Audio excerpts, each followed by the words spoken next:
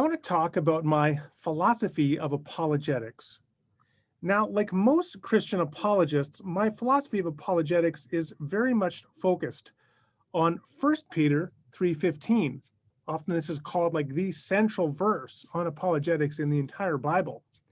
Always be prepared to give an answer to everyone who asks you to give the reason for the hope that you have. But do this with gentleness and respect. Now, when I began to study apologetics 25, 30 years ago, I certainly focused upon this verse, and I focused in particular upon the first bit, the central importance of giving reasons, because that's what apologetics was about. It was the ability to give an answer to everyone who asks. Give an answer, give an argument, a reason, evidence.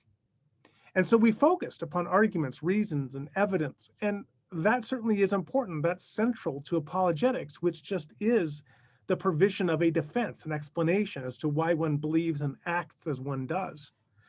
However, I also noticed some key limitations that often I could have what I thought were great arguments, and the person I was talking to couldn't refute my arguments, and nonetheless, I would still end up losing the person. They wouldn't be able to respond to the argument, but they would walk away. They might even be irritated. They might have found me hard to believe, but obnoxious. Eventually, I came to recognize that the last bit of 1 Peter 3:15 is just as important as the first. In fact, it may even be more important. Do it with gentleness and respect. So apologetics is about giving reasons, arguments, evidence for the hope that lies within.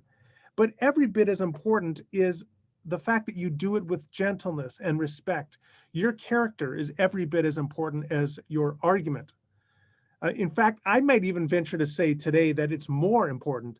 If I could have an apologist who didn't have a good rebuttal or a good argument, but they loved and cared for other people, I think that actually would be better, all things being equal, than the person who had an argument for everything, but they were just terribly obnoxious. The person who is loving and gentle and kind is more likely to draw people and less likely to do damage than the person who has arguments for everything, but they are mean, cruel, obnoxious, conceited. So I've come to recognize the character of the apologist is every bit as important as the arguments they provide. However, there was still something I missed at this point, and I think it's sort of captured in my most recent book, Conversations with My Inner Atheist. Now, the cover of this book includes a quote from an atheist and famous physicist named Richard Feynman, who says this: "I would rather have questions that can't be answered than answers that can't be questioned." Think about that. I would rather have questions that can't be answered than answers that can't be questioned. Now, I would never have put that on a cover of an apologetics book 30 years ago because I assumed apologetics was always about having the answers and the arguments for everything. It didn't make any sense to me to think about apologetics as also having room for questions, room for doubts. However, I've come to recognize my third pillar of apologetics is every bit as important as the first two. It is important to have arguments and reasons for the hope within. It's important to share them with gentleness and with respect. But you know what else is important? It is important to focus on the very heart of the verse itself, the hope that you have. And the interesting thing was, for most of my 25, 30 years in apologetics, I had not focused as much upon the very nature of the hope itself. Now, the Greek word here for the hope, elpidos, it refers to a hope, a conviction, a belief, a trust essentially in salvation. Here's the interesting thing about that. First of all, the very idea that it is hope that is at the heart. It's not just defending the certainty that you have, the irrefutable, unshakable edifice of evidence that nobody can touch.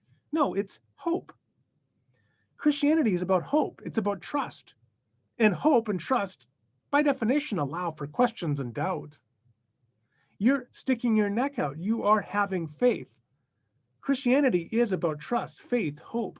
That is the center and heart of the Christian apologetic. That's what you're defending. A second thing to note here about this idea of hope is that it is focused.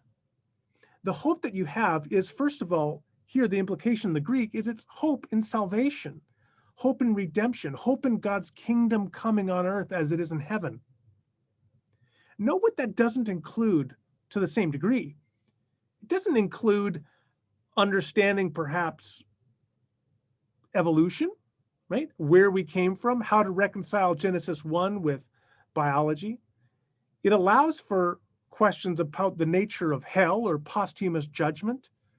And frankly, everything in between. There's all sorts of things in between that there is room for the apologist to question and doubt, and that they can have less certainty or less conviction about some of those peripheral or border issues, some of the issues that we get into fuzzy, endless debates. You don't have to have all those things figured out to know the hope that you have. So I've come to recognize in 1 Peter 3:15 a central philosophy in three parts for Christian apologetics. First of all, it is centered on providing reasons, arguments, evidence. Second of all, it is about presenting and sharing those reasons, arguments, and evidence in a way that is winsome, that is persuasive, that is loving, that is not off-putting, that exhibits the fruits of the Spirit, that draws people rather than repels them.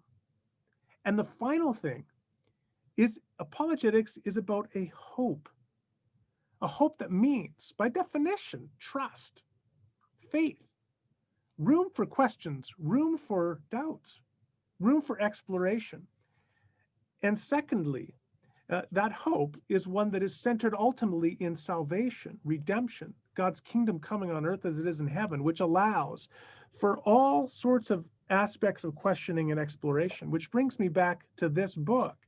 Because in conversations with my inner atheist, I seek to do precisely that, to offer Christians all sorts of room to have conversations with others, which recognizes that which is at the center heart of Christianity, that which is mere Christianity, that hope, that trust, but also allows for questions, for doubts, for exploration in any number of a range of questions, from the doctrine of creation to the doctrine of hell and the afterlife.